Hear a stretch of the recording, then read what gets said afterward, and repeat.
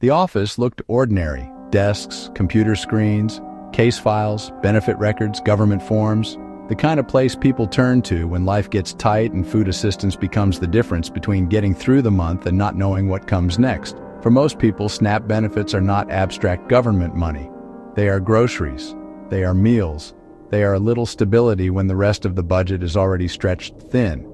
And inside that system, trust matters. A caseworker has access because the job requires it. They can look at accounts, help qualified individuals, manage information, and work inside a program built to serve people who need support.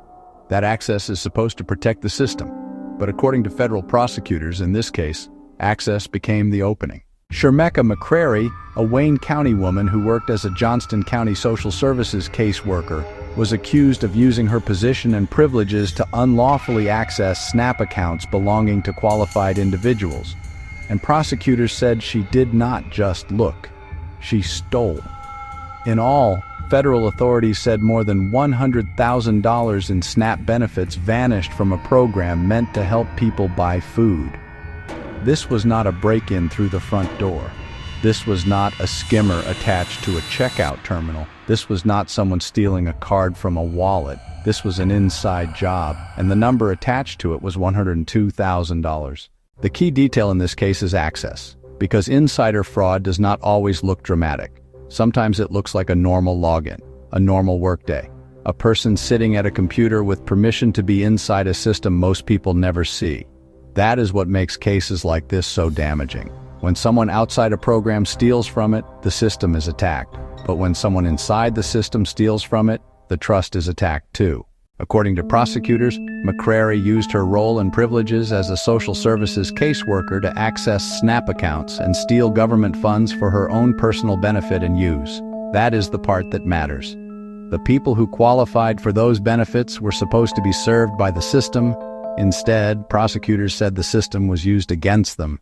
And with public assistance programs, the damage is not only measured in dollars, it is measured in stress, in uncertainty, in families checking accounts and wondering what happened, in agencies having to investigate fraud instead of simply delivering help, in taxpayers watching a program designed for food support become a target for theft.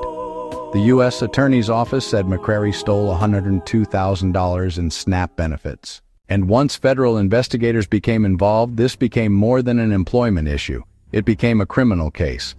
The USDA Office of Inspector General, the Johnston County Sheriff's Office, and Johnston County Department of Social Services Program Integrity were involved in the investigation. And eventually the case moved into federal court.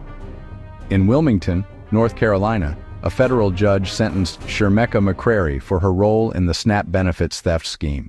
She was sentenced to 6 months in prison, followed by 3 years of supervised release. She was also ordered to pay a forfeiture money judgment of $102,000.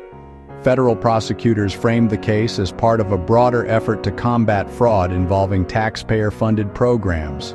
And the message from the U.S. Attorney's Office was blunt. People who steal from public benefit programs will be held accountable.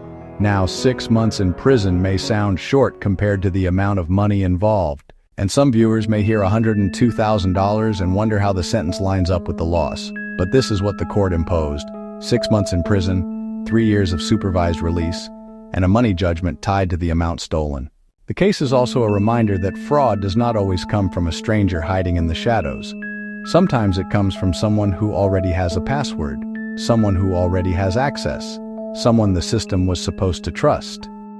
This quick case file is not just about one person and one sentence. It is about what happens when access is not watched closely enough. Because public benefit systems depend on trust, but trust cannot be the only control.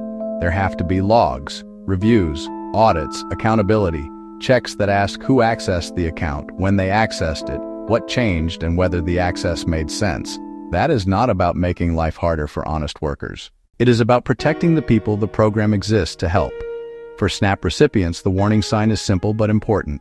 Check your balance, watch your account activity, and report anything that does not look right as quickly as possible. For agencies, the lesson is just as clear. Insider access needs oversight.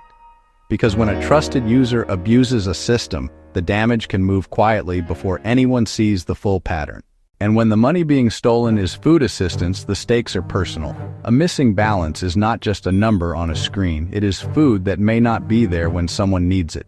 Shermeca McCrary's case ended with prison time, supervised release, and a $102,000 money judgment, but the larger issue remains. Programs built to help people have to protect those people from outsiders trying to break in, and from insiders who already have the keys.